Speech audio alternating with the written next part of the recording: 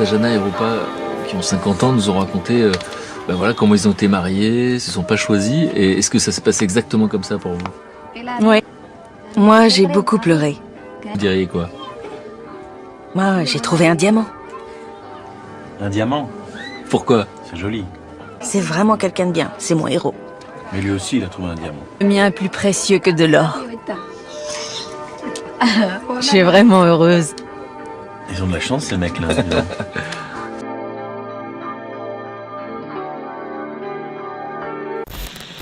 En regardant ce documentaire, je me suis posé une question. Pourquoi est-ce que les couples issus de mariages arrangés fonctionnent toujours beaucoup plus longtemps et parfois, souvent, beaucoup mieux que les couples issus de mariages d'amour? Alors que pourtant ça ne paraît pas, c'est un truc qui est pas éthique, personne n'a envie d'un mariage arrangé. J'ai fait mes petites recherches et les causes de ce phénomène ne sont pas si complexes que ça. D'abord, il faut s'interroger sur les raisons de la si faible longévité des couples modernes à l'occidental. À mon humble avis, c'est parce que les liens unissant ces couples sont des liens frivoles, des liens aériens, des liens fragiles.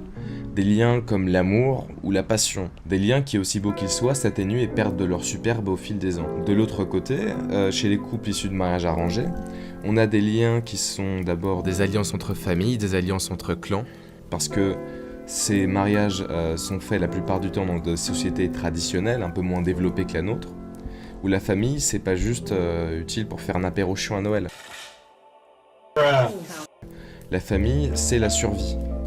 Donc première très bonne raison de ne pas bafouer les ambitions de sa famille en disant merde à un mariage arrangé. Première raison. Deuxième raison, les mômes.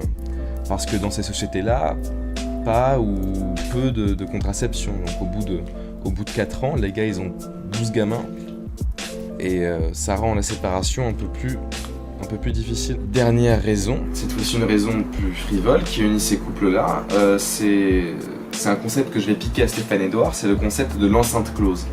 C'est-à-dire que quand on met deux personnes dans une enceinte close justement, deux personnes n'ayant pas ou peu d'attirance sexuelle, et bien au bout d'un certain temps, ils vont commencer à en développer. Et ça unit de manière mécanique et presque diabolique ces couples-là. Voilà donc mon top 3 des raisons qui unissent les couples issus de mariages arrangés.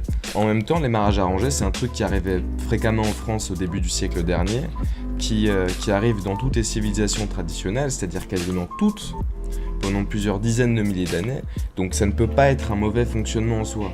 Sinon, ça aurait disparu il y a déjà bien longtemps.